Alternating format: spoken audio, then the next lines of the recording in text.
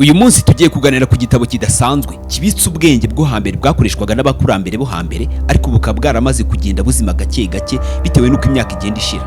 Nk'inshingano zanjye ndasomye inyandiko nyinshi zigiye zitandukanye, ariko nza kuguhitiramo iyitwa The Richest Man in Babylon. Iki gitabo cyanditswe n'uwitwa George Samuel Clason mu mwaka w'1926. Iki gitabo kibitse ubwenge n'amabanga menshi y'ubukire, cyane cyane ku bijyanye n'imikoreshereze y'amafaranga, uko make ufite ubu ngubu yabyara menshi, ndetse n'uburyo wagera ku bukire burambye uturutse ku mafaranga make ukorera uyu munsi. Njye muri kumva nkama ndibugisha Fabrice umuhungu w'Imana n'abantu nkabimfura cyane. Reka turebe inkuru, amasomo n'ibindi byinshi bikubiye muri iki gitabo, aho naguteguriye amasomo agiye atandukanye azakwigisha neza uburyo wakoresha amafaranga ufite ubu ngubu akazakugeza ku butunzi burambye kandi bw'igihe kirekire. Ngira ngo niba utarakora subscribe kugira ngo ibiganiro nk'ibi ntibikagucike kuri Piga Media. Mbere yuko turebera hamwe amasomo nyirizina dusanga muri iki gitabo The Richest Man in Babylon, reka tubanze turebere hamwe inkuru dusanga muri iki gitabo. Mu mujyi wa kera witwaga Babyloni hari umugabo witwaga Basili. Yari umunyabukorikori wakoraga amagare, yari azwiho gukora cyane, ariko nubwo yakoraga iminsi yose amafaranga ye yashiriraga mu byo kurya gusa, imyenda no gutunga umuryango, ntiyigera asigarana na make yo kuzigama. Umunsi umwe Basili yari yicaye ku ibaraza ry'inzu ye, umutwe we wuzuye ibitekerezo byibaza biti: ni gute nkora iminsi yose ariko nta kintu na kimwe ngeraho mu byo nifuza? Ubuzima bwiza bw'abantu benshi muri Babyloni buracyari kure yanjye. Mu kanya gato inshuti ye magara yitwaga Kobi, umucuranzi w'umunyamwuga, yaje amusanga. Asanga Basili yicaye ababaye cyane, aramubaza ati: Basili, niki gitumye ugira umutima uremereye gutya? Basili nawe mu kumusubiza yaramusubije ati: ndashaka kugira ubuzima bwiza, ndashaka kwambara neza, kurya ibyo nshaka no kugira ubukire, ariko uko nkora kose amafaranga yose ashira mu kanya gato cyane, ntiyabona ahita agenda. Kobi nawe yamusubije mu mubabaro mwinshi ati: ni koko ndabizi neza, imyaka myinshi dukora ariko ntacyo dusigarana. Ese hari aho twakigira kugira ngo ubutunzi bwacu bugere ku buzima bwacu bwiza? Abo bagabo bombi bahise bafata icyemezo cyo gushaka inama ku mukire w'i Babyloni w'icyubahiro witwaga Arikadi, wari uzwiho kuba umutunzi ndetse akanagira ubwenge mu bijyanye no gucunga amafaranga. Bageze kuri Arikadi abakira neza, arabasuhuza kandi abatega amatwi atuje. Aba bagabo barumiwe batangazwa n'uburyo uyu mugabo ari umutunzi buhebuje kuruta abandi bose i Babyloni. Bamubwiye ibyo bifuza byose, baramubwiye bati: mutware, ubu tureba tumaze igihe kirekire dukora amanywa nijoro, ariko amafaranga yose twakoreye arangirana n'ibyo dukeneye by'ibanze, ntihagire icyo dusigarana na kimwe.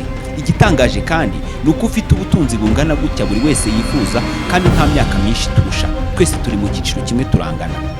Arikadi mu kubasubiza yabasubiza atuje ati: ndabona ko mushaka ubutunzi, ariko mumenye yuko kugira amafaranga atari ugukora cyane gusa.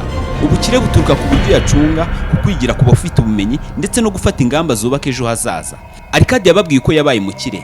Yababwiye ko yabanje kujya yizigama byibura 10% by'amafaranga yose yinjiza mbere yo gukoresha andi ariyo yose. Yababwiye kandi ko ari ngombwa gushyira amafaranga mu bikorwa byunguka, kuyarinda no gukoresha ubwenge mu gushora imari. Basili na Kobi bumvise aya magambo, imitima yabo yuzura ibyishimo n'icyizere. Bamenye ko ubutunzi budaturuka gusa mu gukora cyane, ahubwo buturuka mu buryo bwo gucunga amafaranga, kwizigamira no kwigira ku bamenyereye imikoreshereze y'amafaranga. Arikadi ntiyigeze ababwira amagambo menshi, ari uko iyo wiyemeje kugenzura amafaranga yawe ukayigisha gukora akabyara andi, nta kintu icyo ari cyo cyose utageraho mu buzima. Umva ibyo wamenya: ubukire buturuka ku kwigira no gukoresha amafaranga neza, ntabwo ari ugukora cyane. Kandi nanone kugisha inama abahanga mu by'amafaranga ni intambwe ikomeye ku muntu wifuza kugira amafaranga. Kwiga kubika mbere yo gukoresha amafaranga nibwo buryo bw'ingenzi bwo kurinda urugendo rwawe rw'ubukire. Nyuma yo kumva inama Arikadi yabagiriye, Basili na Kobi basanze ko kwizigamira ari intambwe y'ingenzi mu rugendo rwo kugera ku butunzi.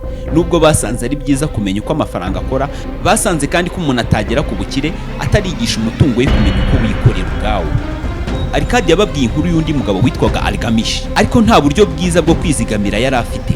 Aligamishi yarakoraga cyane, ariko amafaranga yose akayakoresha ako kanya ibyo yifuza gusa, ntagire na kimwe asigarana. Umunsi umwe Arikadi yaramubajije ati: ese wigeze ugerageza kwizigamira byibuze 10% by'amafaranga yawe winjiza?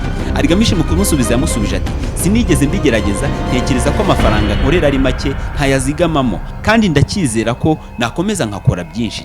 Arikadi aramwenyura aramusubiza ati: ayo ni amakosa akomeye cyane ku muntu wifuza kugira ubutunzi. Nta muntu ushobora gukira atabasha kubika mbere yo gukoresha. niyo nzira y'umuntu wese ushaka kugira ubutunzi burambye. Basili na Kobe bumvisha iyo nkuru, imitima yabo irusha kumenya ko ubukire buturuka mu gushyira ku ruhande mbere yo gukoresha, ndetse ko iyo amafaranga 10% by'amafaranga winjiza wabashije kuyazigama uba utangiye urugendo rw'ubukire. Arikadi yabasobanuriye kandi ko amafaranga abonetse atari yatuma umuntu akira, ahubwo ni ukuyabyaza inyungu mu buryo bufite ubwenge, kandi kwigisha amafaranga kubyara ayandi ari intambwe idasubirwaho mu rugendo rw'ubukire. Nanone wamenya ibi ngibi, kwizigamira ni intambwe ya mbere mu rugendo rw'ubukire. Amafaranga kandi nanone ntabwo ari yatuma umuntu akira, ahubwo amafaranga akenera ubwenge n'ubushishozi kugira ngo abyare ayandi kurushaho. Kwiga gucunga neza umutungo wawe ni ingenzi ku bantu bose bifuza iterambere rirambye. Nanone nyuma yo kwiga ko kwizigamira ari intambwe ya mbere, Basili na Kobe basanze ko gukoresha amafaranga mu buryo bufite ubwenge ari ingenzi cyane. Arikadi yababwiye ko amafaranga atari yatuma umuntu akira, ahubwo ari uburyo yakoresha bufite agaciro. Arikadi kandi nanone yabahaye urugero rufatika, yarababwiye ati reka mbagezeho inkuru y'umugabo witwa Dabasili, wari umukire ariko akunda gukoresha amafaranga ye nta gahunda. Dabasili yakoraga iminsi yose, ariko amafaranga ye yashiriraga mu bintu bitunguranye cyangwa ibitazagira akamaro k'ejo hazaza, kandi bigatuma adashobora kubika cyangwa gukoresha imari ye neza.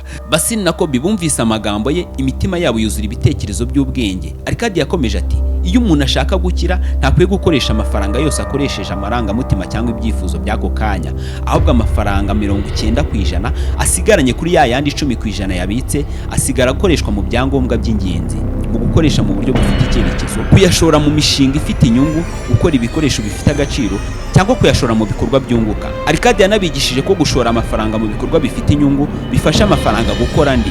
Yababwiye mu buryo bworoheje ati amafaranga asigaye ntabwo ari ayo gukoresha gusa, ahubwo nayo akora ku nyungu iyo uyashyize ahakwiye akabyara andi. Niyo nzira yo kubaka ubutunzi burambye. Basili na Kobe babonye ishusho nyayo y'uko ubukire budashingiye gusa ku gukora cyane, ahubwo bushingiye ku kwizigamira no gukoresha neza amafaranga ndetse no gushora imari mu bikorwa byunguka.